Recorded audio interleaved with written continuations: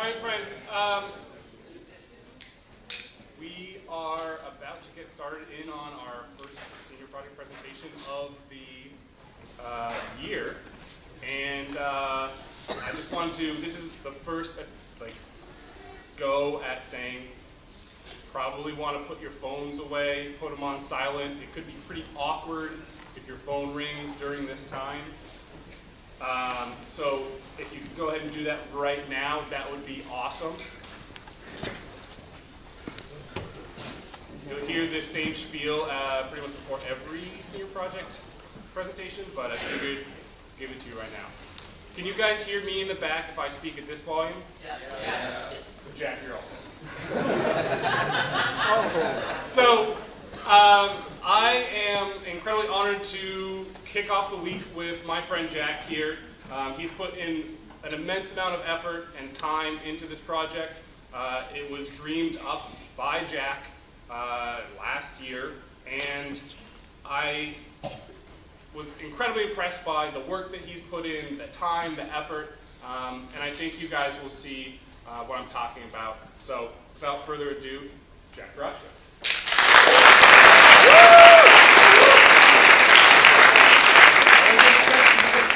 I think I'll do okay.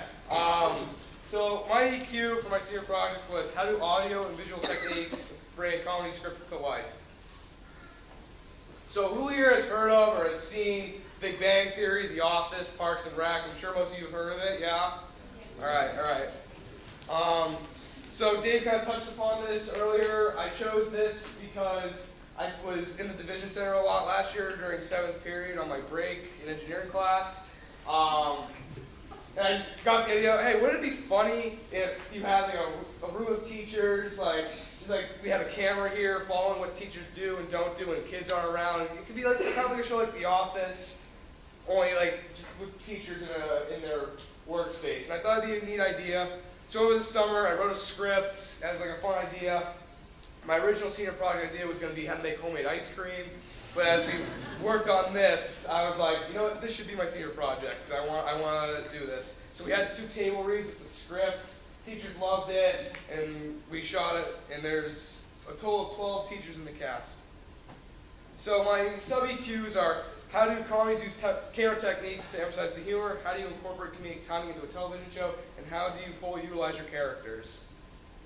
So my first EQ, how do comedies use camera techniques to emphasize the humor? So there's typically 2 types of comedies you'll see on TV. You have the traditional three camera sitcom like that. That one has 4 cameras, which is not uncommon, but it's typically 3 cameras.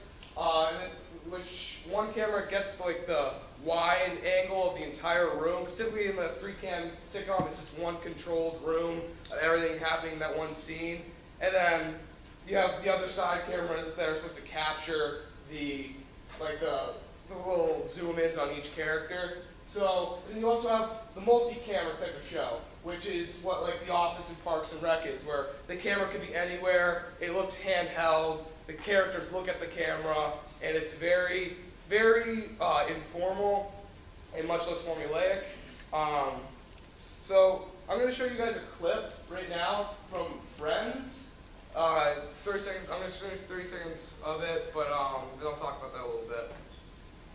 Writing's not that easy, but Grammarly can help. This sentence is grammatically correct. Where is the waitress? I'm starving. It's a buffet, man. Here's where I win all my money back. I gotta talk to you. Sure. What's up?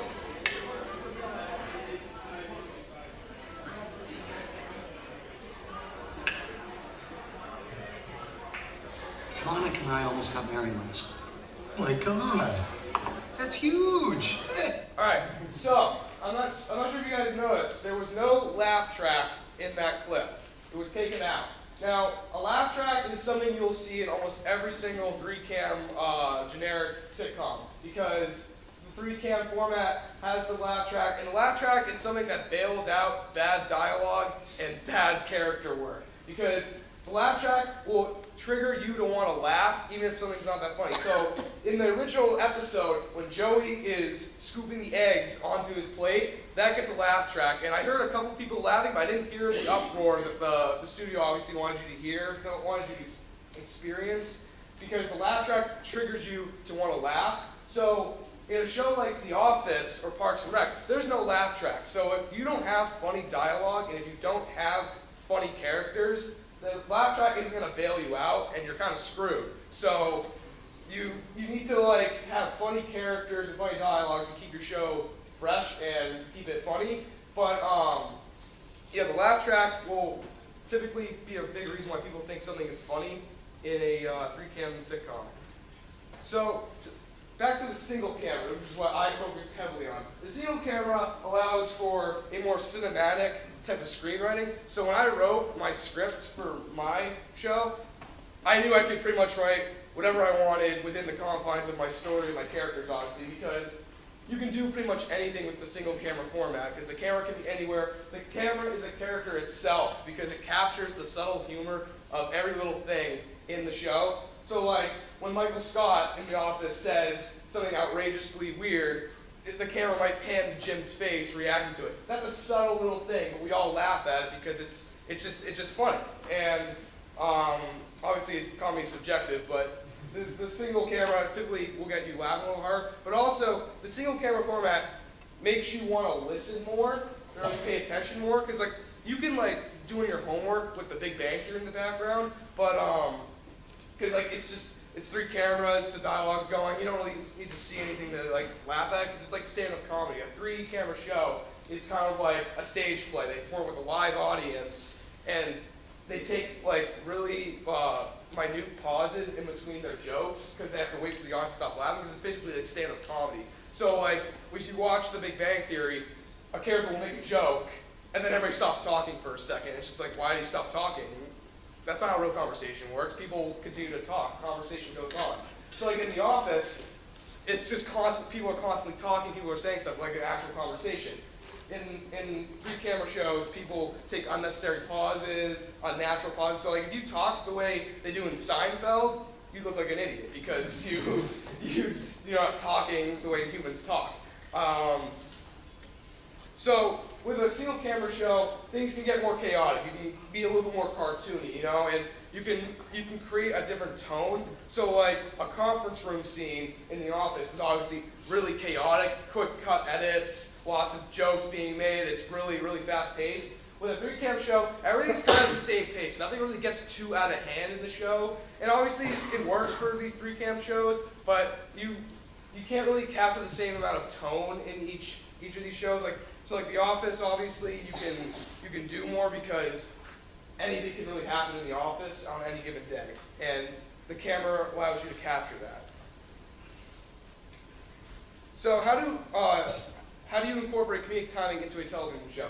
So comedic timing is the lifeblood of any TV show or anything that's ever been funny ever. You need comedic timing for things to work. So people like laugh at things that are, I have a quote from Peter McBride, he's a psychologist. He says, "We laugh at things that are wrong yet okay, threatening yet safe, confusing yet makes sense." So things are funny when people break the norm or rules of like society.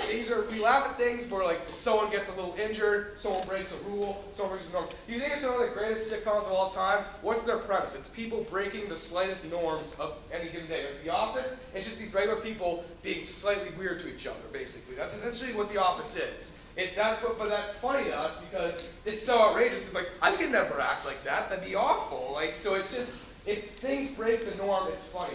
And so something you want to go along with that is pausing and rhythm. You want to like have good cadence when you deliver a joke. It's all about the delivery, because you can make something that's not funny hilarious just by the way you tell it. So like there's things in The Office that wouldn't really be all that funny on the page, but when you see it with the camera and all that, it is much, much more funny just because of everything that's going on. But yeah, so timing is just really, really key. Like, comedy is all about setting up a train of thought and then derailing it as hard as you can. You want to make things outrageous, you want to make things funny, you want to set up a really serious train of thought and then derail it amazingly. And it's good to have multiple different types of joke telling. You want to have you want, like, in a conference room scene at the office, like, obviously it's quick cuts, lots of jokes being thrown out every which way. You gotta keep up. You gotta keep up. But obviously, so you gotta keep up, and that makes it really funny because if you laugh a lot, obviously you're having fun. But in a pre-camp show, typically what happens is they'll say a joke, they'll let the audience laugh, and let them catch up. So it's good to have both. It's good to tell a joke, give a few seconds between each joke, and then come back into all the quick cut edit type of stuff.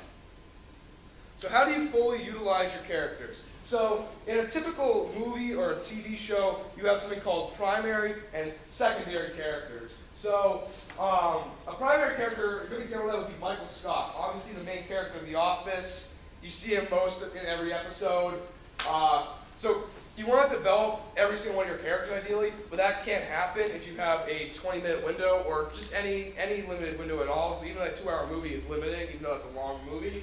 But you want to have what they call a story imperative or a character imperative, which is something that each episode or each scene should do. So each scene, you want to know whether you're getting across a character imperative or a story imperative, which essentially means you want to know whether this scene is there to serve the character or if this scene is there to serve the story. And the story is ultimately one of the most important things, but your story is only as good as your characters. So you need to develop your characters, and develop characters translates to screen time. So you need to give screen time.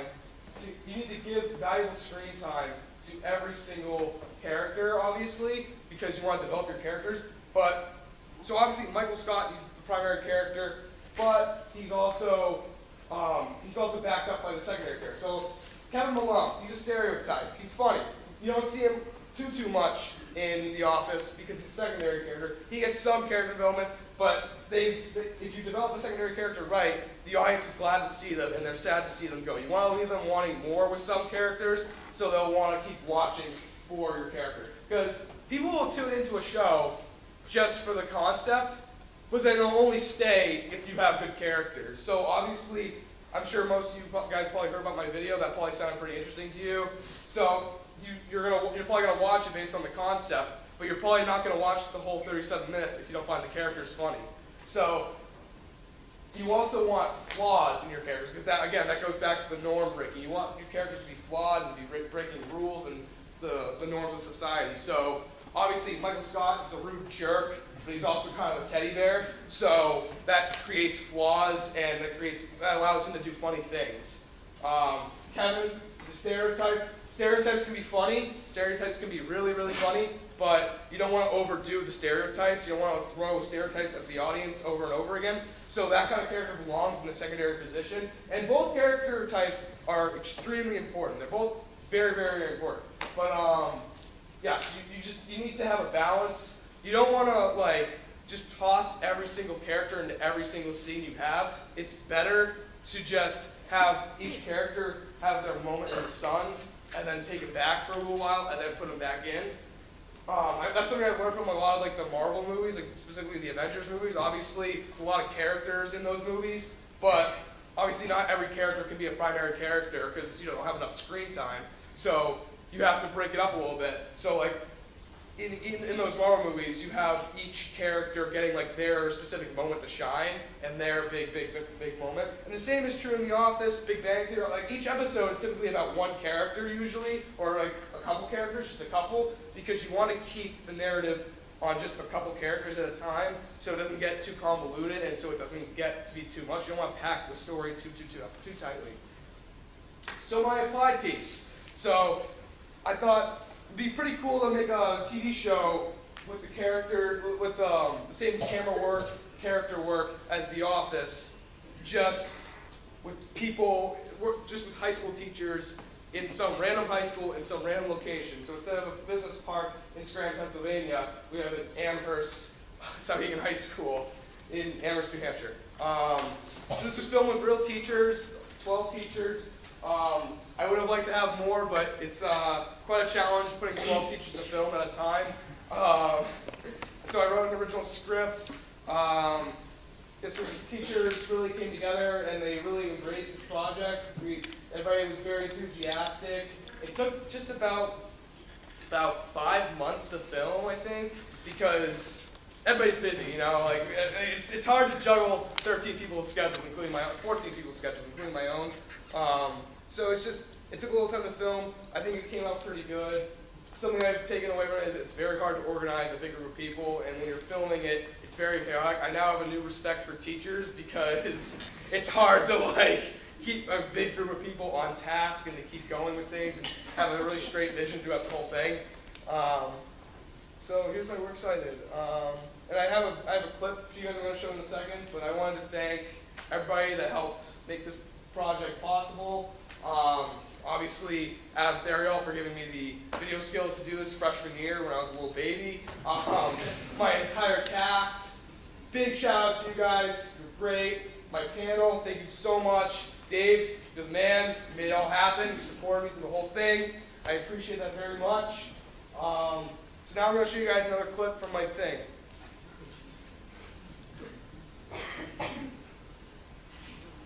Alright, so I can't just like show you like a straight up video and like get away with it, so I have to like, I'm going to break it down for you a little bit. I'm going to show you a little bit, talk about what you just saw, and I'm going to keep going, okay? So this is what I call the quiet before the storm. So in this scene, Steve Goodwin, his classroom chair has been stolen, and he's angry.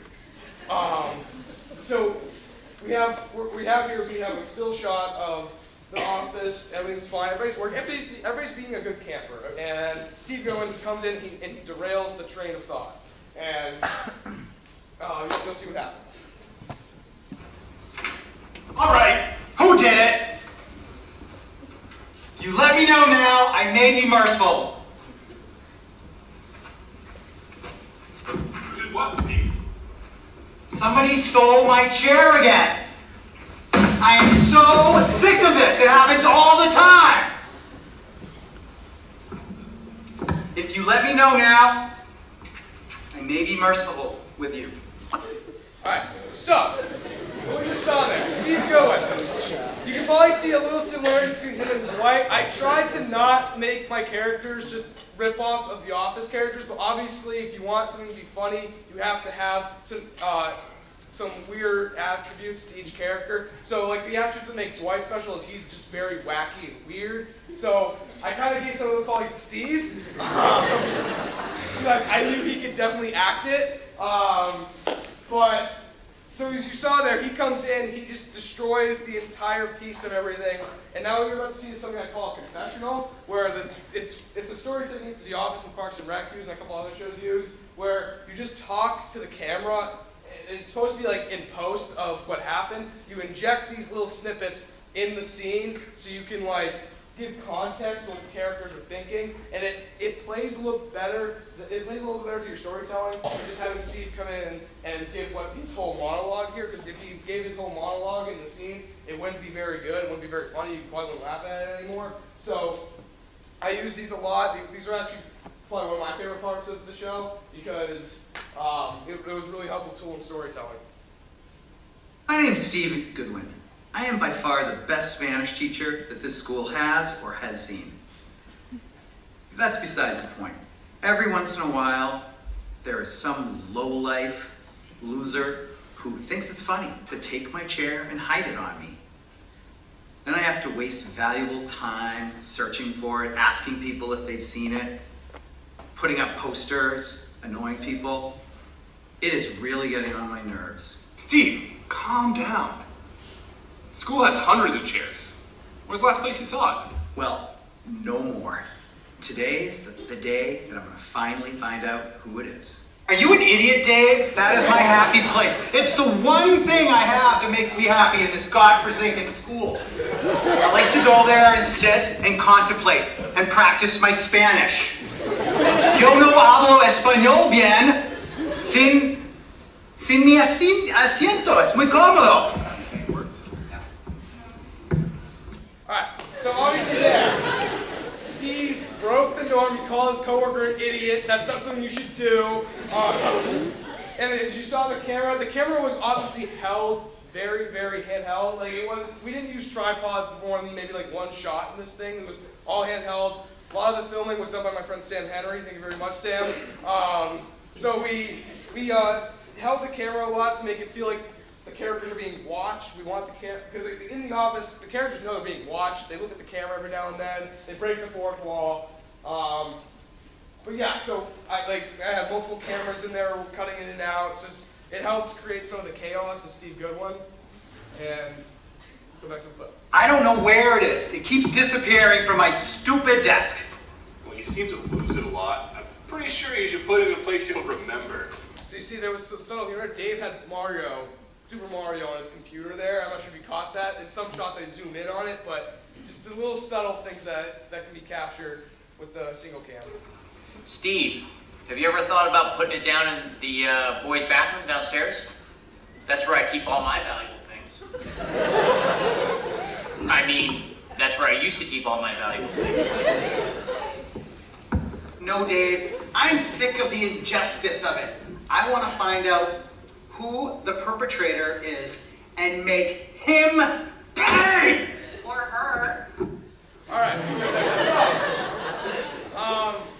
So obviously Kevin chimes in.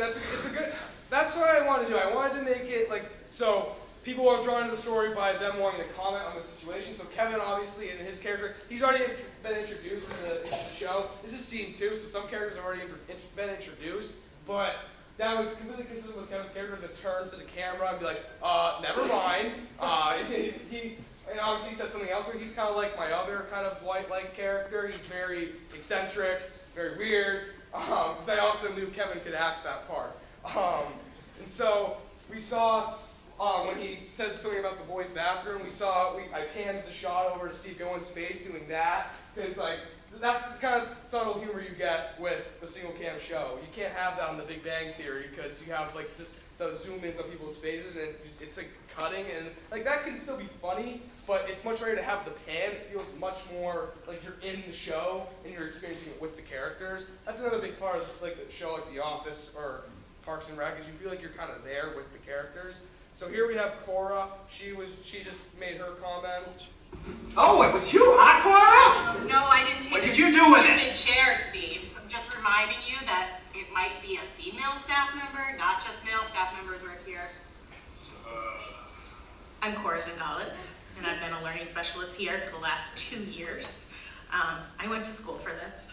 I work really hard, and I know everyone else went to school for this stuff too, but sometimes I think I'm the only one qualified to work here.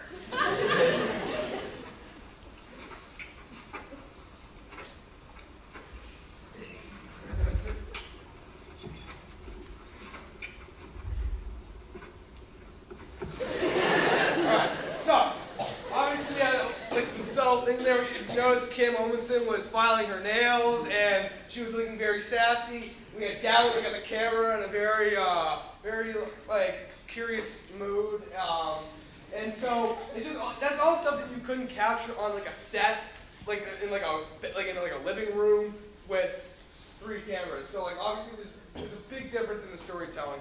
I think that's all the video I can show you for my time allotted. But the full thing will be on YouTube, and I'll show a little bit more after my panel deliberates and all that. So if you want to see more, you can stick around.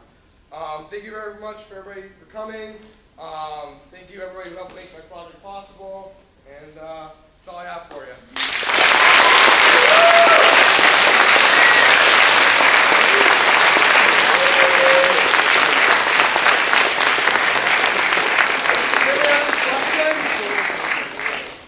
Any questions for Jack? Was everybody able to hear me too? Was I loud enough? I have multiple of my teachers are here. I'm sure they were following. Oh. Yeah, Ben. You will be posting this online, right? Yes, right.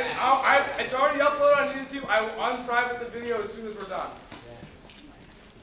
That's it. Do you prefer The Office or Parks and Rec? So, I think The Office is more rewatchable in terms of its jokes and its story. However, I think Parks and Rec does a little bit better job with its character development. So I think I think Parks and Rec just has a slight edge to it, but you can't go wrong. They're both great. Both great. Phil. So you said you were filming for 5 months. Yeah.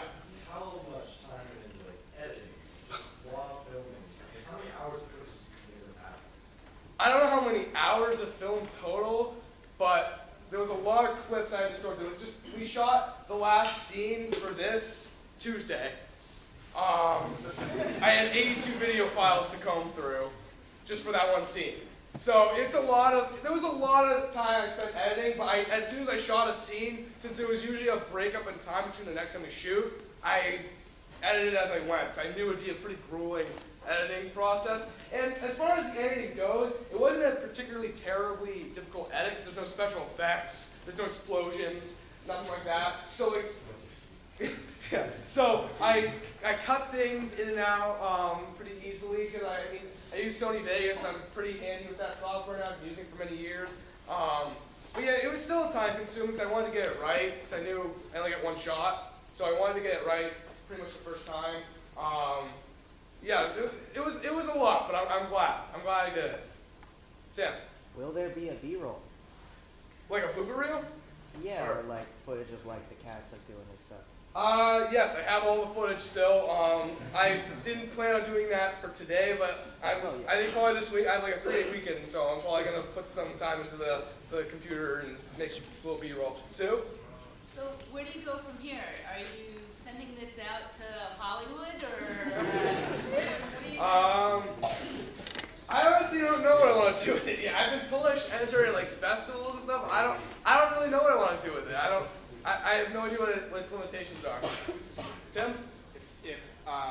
If YouTube monetizes this, how much are you going to pay the teachers that were in it? I can't monetize it, Sally, because I use the Office theme. I use another song at the end here. It's too copyrighted. This was not done for profit, but I would give my cast their fair share. Don't you worry. Steve. Does a single cam make the editing easier? No. No. No, especially when you have multiple cameras getting everything, because there was multiple times where I had Sam's camera and my camera, and it was hard to tell who filmed what.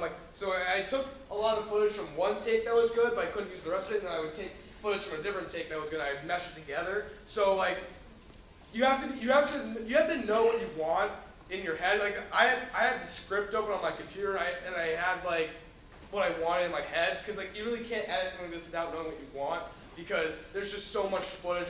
And with people, obviously, with real actors and obviously amateur actors, you're gonna get mess ups and stuff, and like there's gonna be multiple takes. That's not diss on you. Professionals need multiple takes. Like, so you have to comb through each little take. Like there was a couple of takes in that scene where Steve made it speak all that through, so I had to take a different one, then mesh it with something else. So yeah. Okay. Ari? Are there any studying teachers who you weren't able to get, but you feel would have added like some really comedic punch, additional comedic punch to your movie? So in a perfect world, I would have had every teacher make an appearance in this, but it's a lot to manage 12 people, and it's hard to write a cohesive story with that many characters. But I would have liked to have several other teachers in it, but it was really time consuming just the bunch I had. So if this was like a professional studio and I had endless time, if this was just my full-time job doing it, obviously we would have probably made it work. But people have lives, people have kids, so it's just hard. Braden? So what was the writing process like? Did you just like spitball, or did you got the whole thing planned up? Okay, so I got the idea in Division 2, just talking to like the teachers in that area. And then over the summer, I had some free time because it's summer. It was like August. So it was like mid-August, so that's the time when you got really nothing going on and you got school coming up. So I had to think about my senior project. And I felt like this would be cool because I knew I could film it. Like I knew I had the skill to film it, so I wanted to do it. So I basically just sat down with my computer. I wrote what it could be, and I don't know. It was no real like spitball. I kind of just wrote. I deleted the stuff I didn't like, and kept writing. Yeah, but yeah, it was kind of a long writing process. There was multiple drafts of the script, We had stuff in the script that we had to cut out. It's hard to tell how long your thing is going to be just from the page. I thought I wrote like a 20-minute thing, like an actual episode of the show, like an actual episode of The Office, but obviously 37 minutes, so that really didn't work out, and we cut stuff out. So it's more like the TV movie. But yeah. Jules? Did you find yourself improving after this stuff? Did you find yourself that your skills were really tested and like my video skills? Yeah. Yeah, definitely. This is probably the hardest video project I've ever worked on. Probably the last since I'm graduating, but for a while. But yeah, this is definitely my hardest one. But it definitely couldn't have happened without. If you look at my YouTube channel from like freshman and sophomore year, there's tons of videos, really cringy videos of me and my friends just goofing off with the camera and making really bad films. But it prepared me for this, so I'm glad it happened. You know, it's low-key embarrassing. All right. Give a hand for Jack.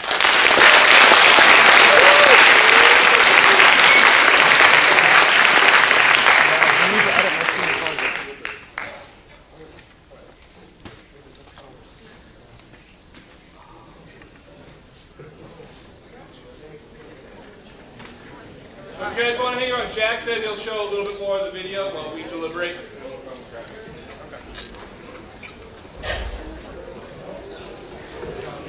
Steve, you find my suggest something. Yeah. Okay. Crikey, matey! Why don't you piss off? Yeah. Americans. So rude. Amazing.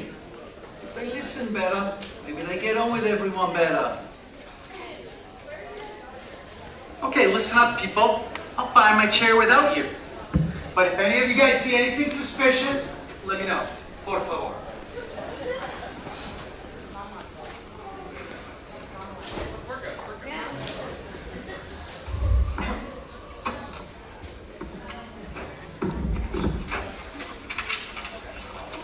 Okay. Hey, made up these signs. You guys can help me distribute these amongst the students. Put one in all your classrooms. Here you go, Dave. Steve, let me help. I'll get him up high. I'll go high, you go low. Let's go. Oh, that's a great idea. Do you need a stapler? Let's go!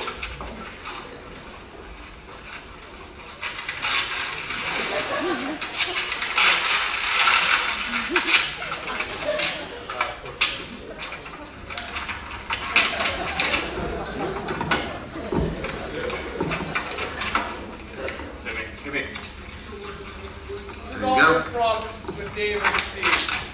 I just let the camera roll and let them do it. Get the high ones, I'll get the low ones. Shoot, oh. Shoot. Everyone's gonna see this one up here. Oh my god. You think that's enough? No, I think we need to get a couple more in here. Rip me off. Yeah, I got you. There you go. Merci. Muchas gracias. Yeah, it's that same thing.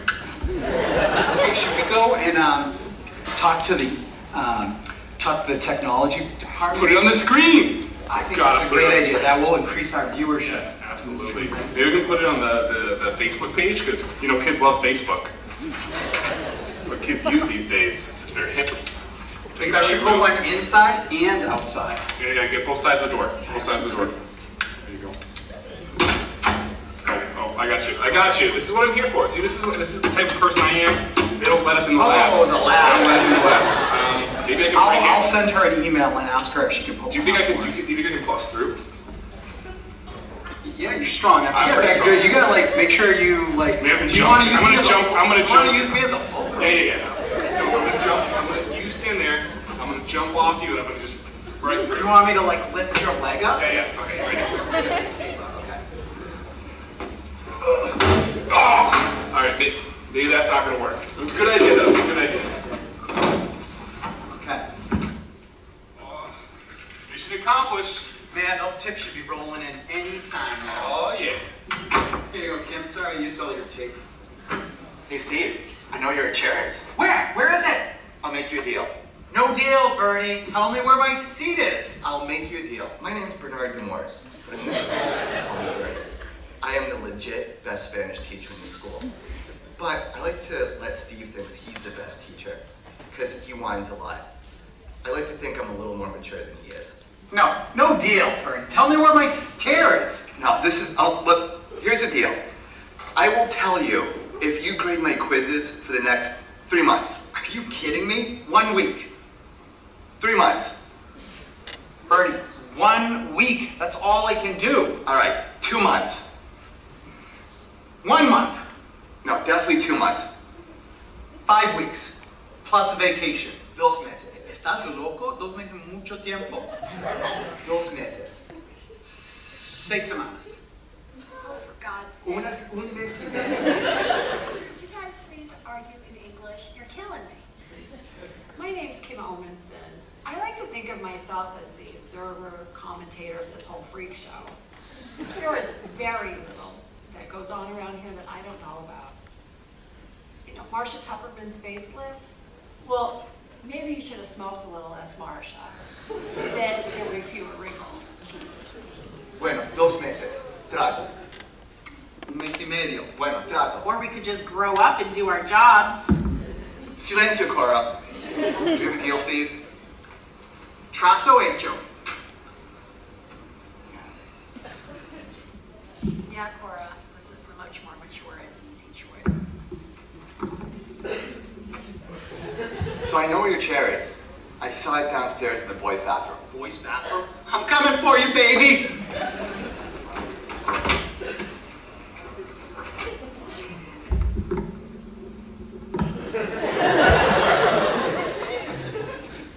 The boys' bathroom is getting a little saturated with the antics of my colleagues. Thinking I might have to move my things to a different place. Possibly down in the maintenance wing. There's a bathroom down there that I frequented before. Seems to be like it could be a pretty cool, safe place to save my things, although I don't want them cleaning those things. They're special to me. I like them just the way they are. Hence why I keep them hidden in the boys' bathroom downstairs. Let me see how that's going. I am totally the one who's been stealing the chair. It is so easy. I hate grading quizzes. I don't think I've ever graded a quiz in my life. I don't even think I own any red pens, or have ever owned any red pens. Did I find out who was stealing my chair? No, not yet. But I will. I was lucky that Bernie stumbled upon it. But I'll be guarding it even more closely next time. I will find out who the culprit is, and they will pay.